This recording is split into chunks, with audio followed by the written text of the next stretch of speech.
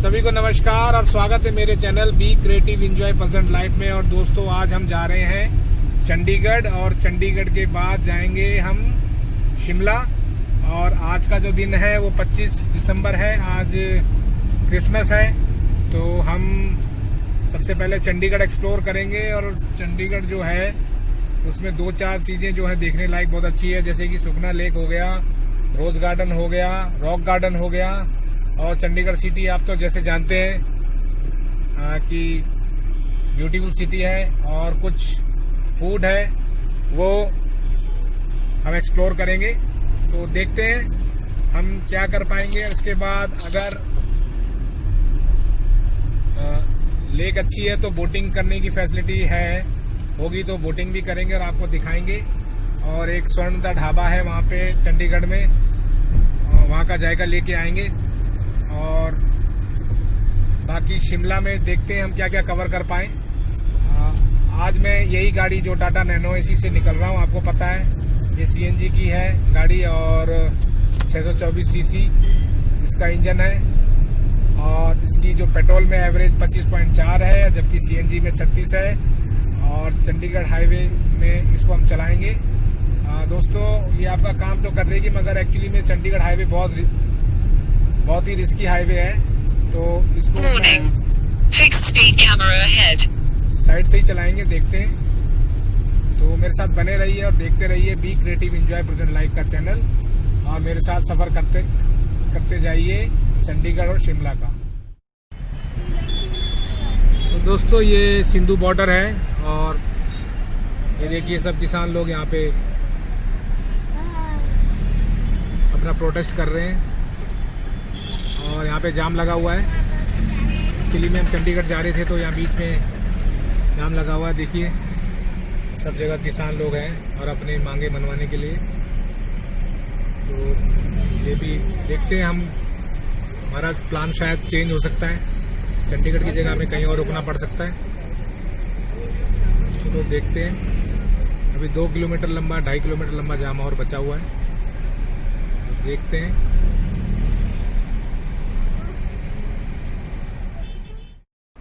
तो दोस्तों, ये मैं अभी सीएनजी भरा रहा हूँ और मैं फ्यूल के बारे में आपको बताना चाहता हूँ कि चंडीगढ़ से जो फ्यूल है हमने दिल्ली से भराया था सीएनजी, वो 150 रुपये की थी। और इसके बाद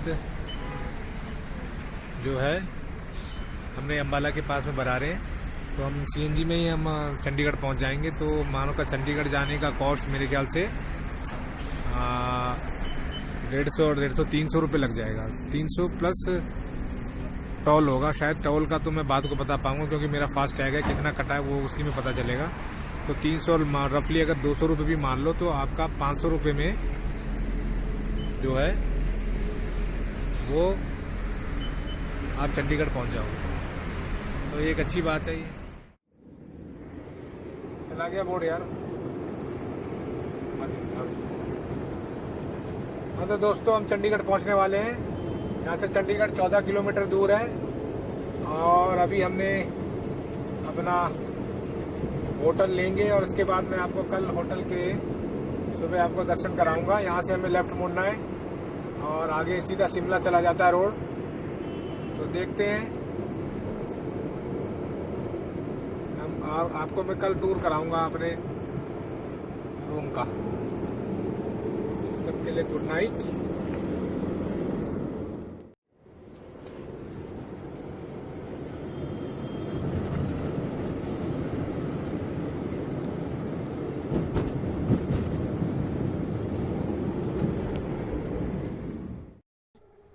तो दोस्तों, ये है हमारा hotel green Chandigarh.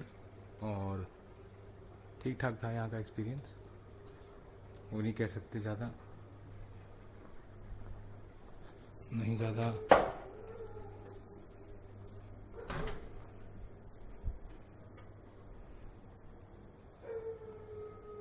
Budget hotel है ये। हाँ, तो दोस्तों, ये हमारा रूम है जो हमने चंडीगढ़ में लिया था। और ये देखिए छोटा रूम है ये। रात में हम लेट आए थे तो इसलिए हमें ऐसे छोटा सा रूम मिला, मगर बढ़िया है, सब कुछ है इसमें। और ये सेक्टर 19 में है। होटल क्या नाम है इसका? ग्रीन। होटल ग्रीन है सेक्टर 19 में। रात को हमें लेना, हमारी बुकिंग नहीं थी मगर हमने इससे ले लिया था। ये विंडो है और ये टीवी लगा हुआ है, ये फ्रिज है और ये तुलसी बिटिया वॉशरूम जा रही है, वॉशरूम है। और यहाँ पे बस छोटा मोटा ये दूध रखा हुआ है बच्चों का पीने के लिए। तो ये छोटा सा रूम हमने लिया।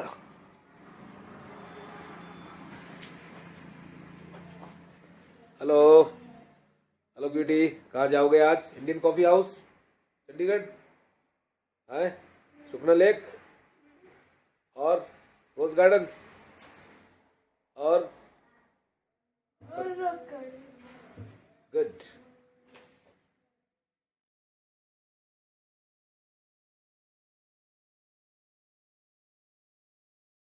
दोस्तों हमने ये मंगाया है कॉफ़ी, डोसा, सांभर है, इडली है और बड़ा सांभर है। और आगे देखते हैं क्या मिलेगा। खाली है।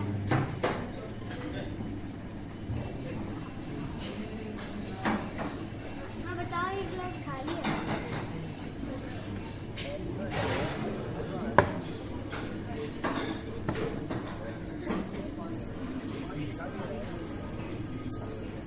कहाँ है?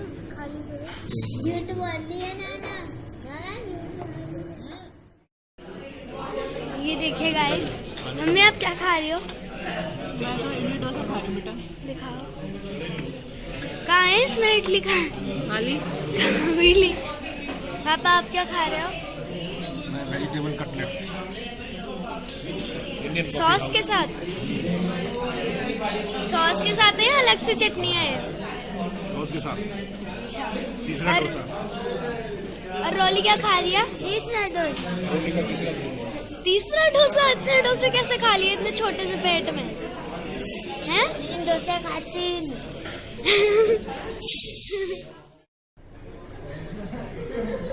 दोस्तों ये हम इंडियन कॉफ़ी हाउस चंडीगढ़ में हैं और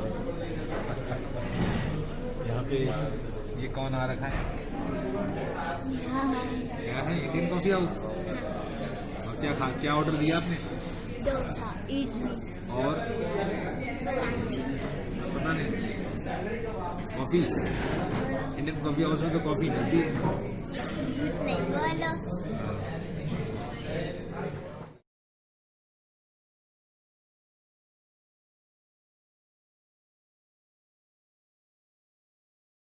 तो दोस्तों ये इंडियन कॉफ़ी हाउस है यहाँ पे चंडीगढ़ में, ज़रूर आए, बहुत ही अच्छा इसका रिव्यू है। अभी हमने यहाँ पे सब कुछ खाया तो बहुत अच्छा था। आप भी यहाँ पे आए और इंडियन कॉफ़ी हाउस में साउथ इंडियन मिलता है अच्छा, आप यहाँ पे एंजॉय कर सकते हैं। दोस्तों तो अभी हम हैं रोज़ गार्डन में, जो चंडीगढ़ में स्थित है सेक्टर 16 में। और यह पूर्व राष्ट्रपति जाकिर हुसैन के नाम पर 1967 में बनाया गया था और यह एशिया का सबसे बड़ा गुलाब उद्यान है दोस्तों। और दोस्तों यह 30 एकड़ से भी ज़्यादा इलाके में फैला हुआ है और इसमें 1600 किस्म की रोजेज हैं और 50,000 के करीब प्लांट्स हैं यहाँ पे। और कई तो ऐसे प्लांट्स हैं जो बहुत दुर्लभ है, वो कहीं नहीं मिलते हैं। तो दोस्तों ये रोज़ गार्डन जो चंडीगढ़ शहर का है बहुत ही प्यारा है, आप इसे देखने ज़रूर आएँ और यहाँ पे आपको निश्चय रूप में बहुत अच्छा लगेगा आपको। तो दोस्तों ये चंडीगढ़ का जो रोज़ गार्डन है वो आप यहाँ पे आके इसे देख सकते हैं। देखिए किस तरह के पौधे और ये रोज़ लगे हुए हैं। और ये रोज़ हमने देखे जो भी जितने भी, सबकी एक अलग छटा थी। और जब भी ये जिसमें धूप पड़ रही है और हम जब इनको देख रहे हैं, सुबह की धूप जब पड़ती है तो ये अलग ही लगते हैं, बहुत अलग लगते हैं। और मैंने यहाँ पे नोटिस किया कि अगर आप इसे भिन्न भिन्न तरह के चश्मों के रंगों से देखोगे तो इनके जो रंग है वो निखर के आता है। तो यह जो रोज़ गार्डन है ये बहुत ही अच्छा रोज गार्डन है, यहाँ पे आप अच्छा समय बिता सकते हैं। तो दोस्तों यहाँ पे 50,000 गुलाब के पौधे हैं। मैं भी एक बार ये सोच के, जब मुझे पता चला कि 50,000 गुलाब हैं, तो मैंने कहा ये 50,000 1600 किस्म के और 50,000 के गुलाब के जो पौधे हैं वो उगाए गए हैं यहाँ पे। मैं भी अचंभित हो गया था, मगर ये सच में है, क्योंकि ये एशिया का सबसे न्यारा और सुंदर बगीचा माना जाता है। तो तो तो ये एक बहुत अच्छा है। दोस्तों यहाँ हर साल फरवरी में एक मेला लगता है और यह 17 से 19 फरवरी के बीच लगाया जाता है। ये प्रेसिडेंट गिरी है, तो दोस्तों यहाँ पे ज़रूर आएँ और ये लेमन स्पाइस है। अपना एक अच्छा समय यहाँ पे आप बिता सकते हैं। हमने ये इंडियन कॉफ़ी हाउस सेक्टर 16 के पास में ही है, ये भी ज़्यादा दूर नहीं है। और आप किसी को भी बोल देंगे जाकिर हुसैन रोज़ गार्डन चंडीगढ़ जाना है, वो और कोई आपको ये बता देगा।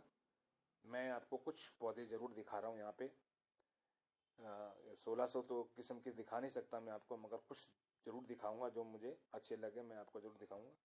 और भी बहुत अच्छे अच्छे थे, मैं इतना कवर कर नहीं पाया, मगर इन गुलाबों को देख के हुए ऐसे जैसे जीवन चलने लग गया ऐसे लगता है, और प्रकृति का एक अद्भुत नज़ारा देखने को मिलता है। वैसे ही दोस्तों गुलाब एक अपने आप में ही एक ऐसा फूल है जो प्यार का प्रतीक है और साथ ही साथ दिल को भी मोह लेता है। तो ये एक बहुत ही अच्छी बात लगी मुझे। और ये बहुत बड़ा पार्क है, काफ़ी बड़े पार्क में फैला हुआ है ये। यहाँ पे आपको अगर क्राउड भी हो जाए ज़्यादा, कोई क्राउड हो नहीं सकता यहाँ पे, इतना बड़ा है और वेल मेंटेन है, ये सबसे बड़ी बात ये है। और दोस्तों यहाँ पे आए तो मेरे सबसे आग्रह है कि कोई भी आदमी फूल ना तोड़े और फूल को छुए भी ना, क्योंकि लोग फूल को छूते हैं, उन्हें देखते हैं, फूल छूते ही गिर जाते हैं, झड़ जाते हैं। सिर्फ देखने के लिए है ये फूल, और आप देखिए और उसका आनंद लीजिए। तो दोस्तों यहाँ पे ज़रूर आइएगा रोज़ गार्डन में और अपना आनंद लीजिए।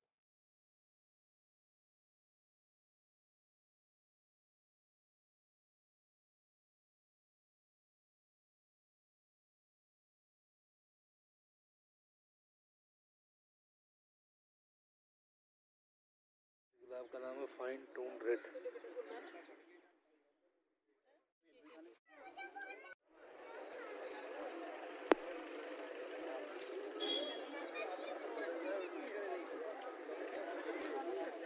तो दोस्तों ये है रॉक गार्डन, और हम आ जाए रॉक गार्डन देखने के लिए। और ये देखिए कितनी बड़ी लंबी भीड़ लगी हुई है।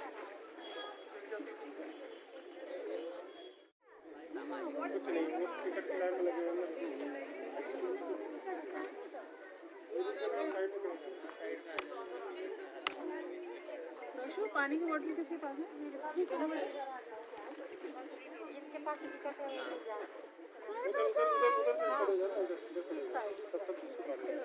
रॉक गार्डन आपके पास है ना मैडम? छाप रहा है क्या?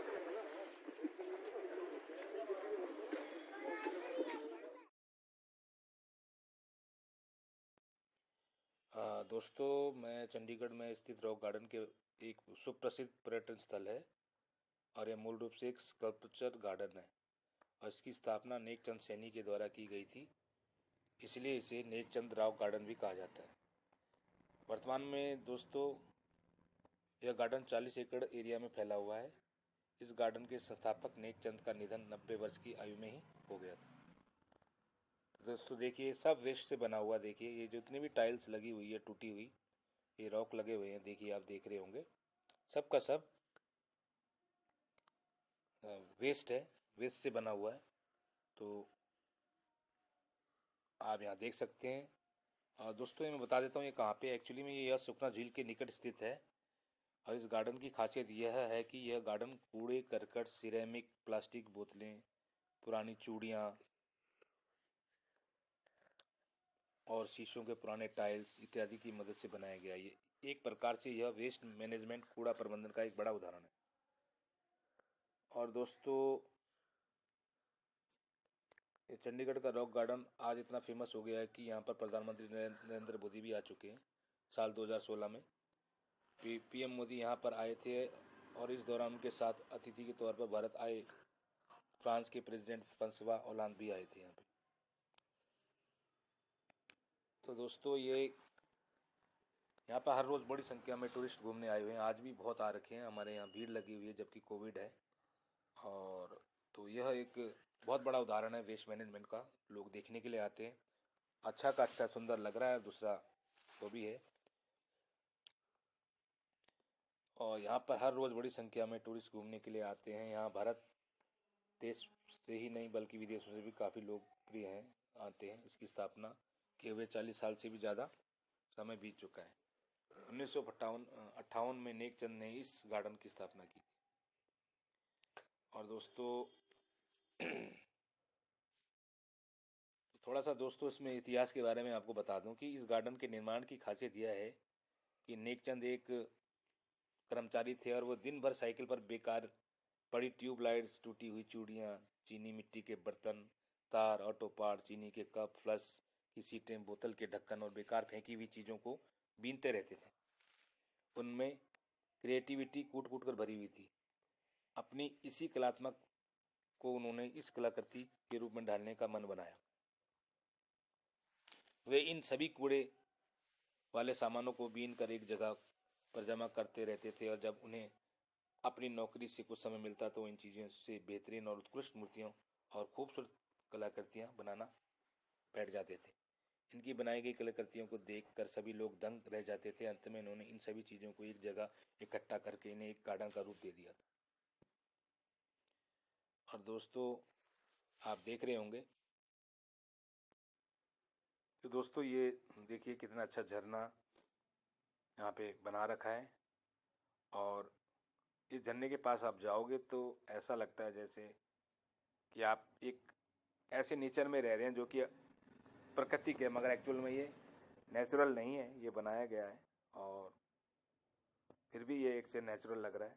तो यही सबसे बड़ी खासियत है रॉक गार्डन की कि यहाँ पे जो भी वेस्ट मटेरियल है और जो भी वहाँ पे जो भी संसाधन उपलब्ध हुए इस जगह पे, वही इन्हीं को कन्वर्ट करके एक अच्छा सा दर्शनीय स्थल बनाने की कोशिश की गई है। देखिए पूरे रास्ते को हल्का सा काट दिया गया है और प्राकृतिक रंग पूरा रूप देने की कोशिश की गई है यहाँ पे। तो आप यहाँ पे आ सकते हैं और अपना इसमें कम से कम इस रॉक गार्डन को देखने में, पूर्ण रूप से देखने में कम से कम आपको 2.5 घंटे के करीब आपको लग जाएगा अगर आप सही ढंग से देखना चाहते हैं। ये 3-4 फेसों में बना हुआ है, पहले एक फेस में, फिर 2 फेस में, फिर उसके बाद इसमें एक्वेरियम जोड़ा गया, कुछ और चीज़ें जोड़ी गई, फिर कुछ गांव का माहौल दिखाने के लिए कुछ अलग से एक अलग तरह की क्या नाम है कलाकृतियों को जोड़ा गया है। तो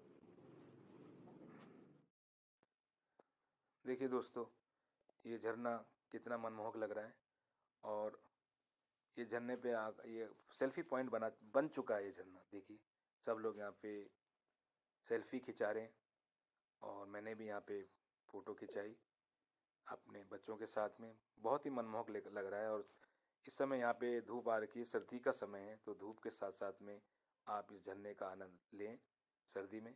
बहुत ही अच्छी जगह है और ये चंडीगढ़ में आपको बता दिया रॉक गार्डन है। आप यहाँ पे ज़रूर आएँ और देखें। लोग यहाँ पे आके इतने आनंदित होते हैं कि पूछो मत, और वो आश्चर्यचकित रह जाते हैं इस वेस्ट मटेरियल से बनी हुई आकृतियों को देख के।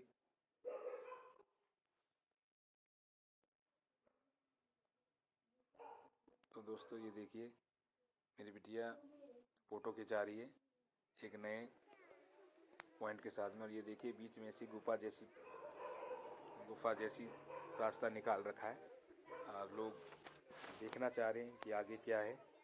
और ये देखिए ऐसे लगता है जैसे समुद्री भृगु होते हैं, उसको निकाल के यहाँ पे जोड़ दिया गया, मगर शायद ये मुझे लगता है कि ये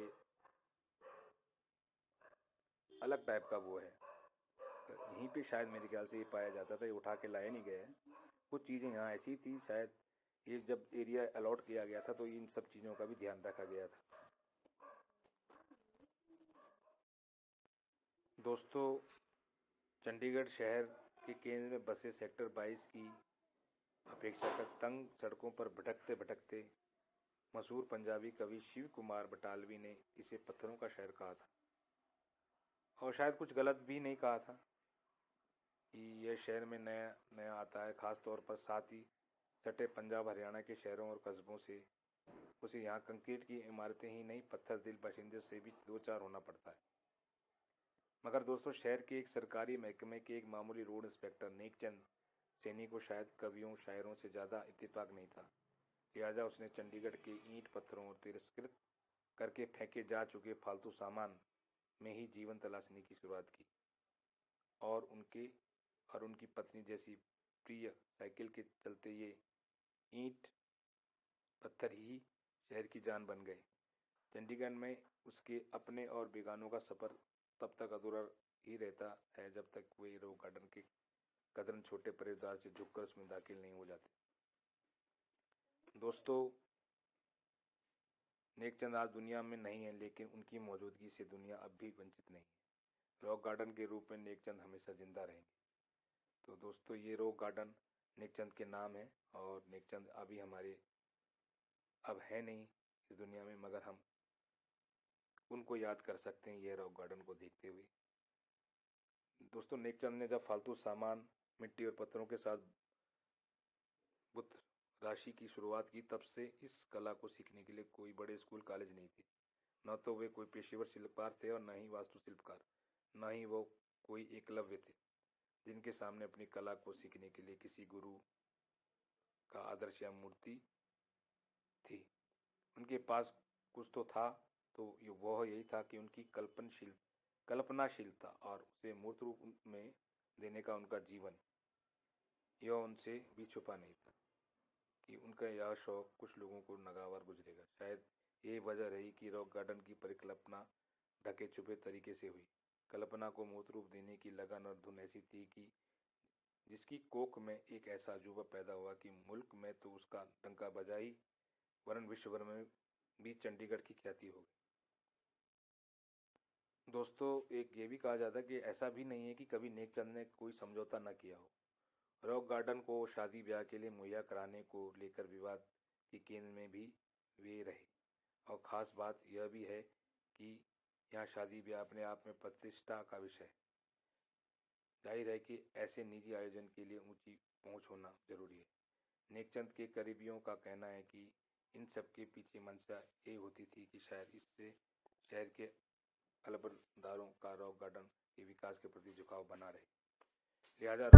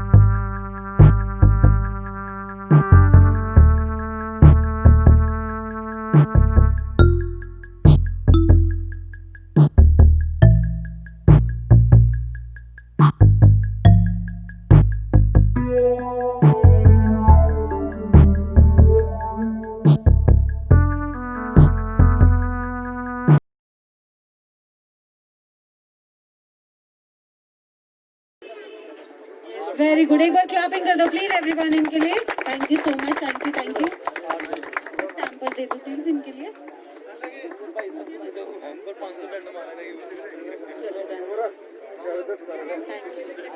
thank you so much, thank you. आप डांस करोगे? हेलो, नहीं, सॉन्ग सुना दो। तो दोस्तों, यह है सुखना लेक, और यहाँ पे हम आ रखे हैं। दोस्तों, वैसे तो चंडीगढ़ की गिनती सबसे खूबसूरत शहरों में होती है, लेकिन जो चंडीगढ़ की शान है सुखना लेक, तो दोस्तों हम आज सुखना लेक आ रखे हैं। एक्चुअली में दोस्तों ये हिमालय की शिवालिक पहाड़ियों की तलहटी में स्थित सुखना का लेक है, जो कि 1958 में सुखना चोई को बांध बनाकर बनाया गया था। और पहाड़ों की लंबी श्रृंखला के बीच सुखना लेक का व्यू दिल को छू जाता है। देखिए दोस्तों हम कैसे बोटिंग कर रहे हैं। बोटिंग का आप आनंद यहाँ पे ले सकते हैं। और यहाँ पे 4 सीटर जो बोट है वो आपको 500 रुपये में या 400 रुपये में मिल जाएगी। और कॉशन मनी लेते हैं ये 500 रुपये अलग से, 400 रुपये। तो आप कॉशन मनी बाद में आपको मिल जाएगी। बाकी दोस्तों काफ़ी लंबी सुखना लेक झील है और आप यहाँ पे वो कर सकते हैं, आनंद ले सकते हैं बोटिंग का। और दोस्तों पहाड़ों की लंबी श्रृंखला के बीच सुखना लेक का व्यू दिल को छू जाता है। गर्मियों में यहाँ प्रवासी पक्षियों का आना जाना शुरू हो जाता है, जिससे दृश्य और भी खूबसूरत हो जाता है। अगर कभी आप सुखना लेक घूमने का प्लान बनाएं तो वहाँ कई ऐसी चीज़ें हैं जो आप मिस नहीं करना चाहेंगे। यहाँ पे आप बोटिंग से लेकर शिकारा राइड तक ले सकते हैं। दोस्तों शिकारा अभी सिर्फ कश्मीर की डल झील पर ही सीमित था, मगर अब यहाँ पे भी आ गया है, तो आप इसका मज़ा भी आप वहाँ पे ले सकते हैं।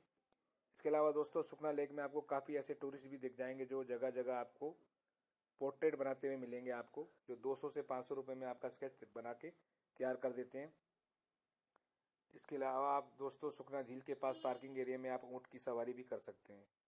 दोस्तों ये सुखना लेक काफ़ी मनमोहक है, आप यहाँ पे ज़रूर आएँ और सुखना लेक का आनंद लें। और ये सच में सुख प्रदान करती है जब आप इसे देखोगे दूर से और निहारोगे काफ़ी दूर से, जो रोड साइड से आप इसे निहारोगे काफ़ी देर तक, तो ये ऐसे लगेगा बिल्कुल आपके आत्मा को शांत करेगी और आपके चित्त को शांत करेगी और एक अलग सा सुख प्रदान करेगी। और दोस्तों मैं एक चीज़ और बताना चाहूँगा कि आप अपने सेफ्टी जैकेट है वो ज़रूर पहने। जब भी आप नौकायान करोगे सेफ्टी जैकेट ज़रूर पहने। अपनी सेफ्टी और सिक्योरिटी का मैटर हर समय ध्यान रखिए और अपना जो लाइफ जैकेट है उसे पहने और फिर बोटिंग करें, तभी सुरक्षित रहेंगे। तो तभी आप घूम सकते हो हर जगह।